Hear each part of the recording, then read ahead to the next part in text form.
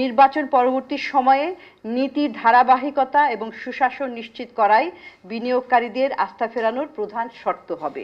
সুরক্ষা দেওয়ার জন্য যে আইনটা সেটাই। রাজধানীর ধানমন্ডিতে বাংলাদেশ অর্থনীতি নির্বাচনী বাঁকে বহুমাত্রিক ঝুঁকি শীর্ষক অনুষ্ঠানের আয়োজন করে সিপিডি। বিদ্যুৎ উৎপাদনে কয়লার ব্যবহার বৃদ্ধি এবং এলএনজি আমদানি নির্ভরতার সমালোচনা করে সংস্থাটি। এখানে কয়লার ব্যবহার গত ১.৫ বছরে ৩% বেড়েছে, অথচ যেখানে সরকার শূন্য কার্বন অর্থাৎ জিরো এমিশনের কথা বলছে, শূন্য কার্বন নিঃসরণের কথা বলেছে, সেখানে কিন্তু কয়লার বৃদ্ধি বেড়ে চলেছে। এটা একটা বড় প্রশ্ন। এলএনজি আমদানি নির্ভরতা কমানোর পরিবর্তে আমদানি নির্ভর বাড়াচ্ছি, যেটা কিনা জ্বালানি নিরাপত্তার জন্য একটা সিকিউরিটি, এনার্জি সিকিউরিটির জন্য একটা ভয়ের ব্যাপার, একটা ঝুঁকিপূর্ণ ব্যাপার।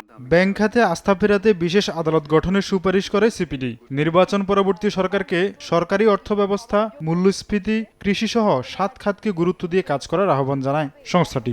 রাজনৈতিক অনিশ্চয়তা, অর্থনৈতিক যে অনিশ্চয়তা এবং সর্বোপরি কস্ট অফ ডুইং বিজনেস যে রয়েছে সেগুলা দূর করার প্রচেষ্টা নিতে হবে। এই প্রেক্ষিতে আমরা কতগুলো সুপারিশ করেছি নতুন সরকারের জন্য। এলডিসি গ্র্যাজুয়েশনকে ফাঁদ উল্লেখ করে সরকারকে সতর্ক করেন ডক্টর মুস্তাফিজুর রহমান।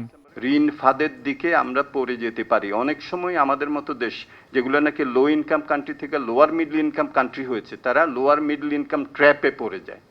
অনেক দেশ লোয়ার মিডল ইনকাম থেকে আপার মিডল ইনকাম হয়, তখন আপার মিডল ইনকাম ট্র্যাপে পড়ে যায়, যেটা ল্যাটিন আমেরিকা হয়েছে।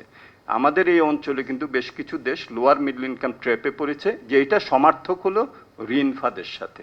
সো এইটা আমাদের মধ্যম আয়ের ফাঁদ।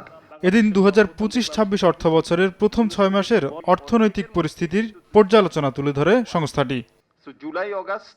তোফাজ্জল হোসাইন, সময় সংবাদ, ঢাকা।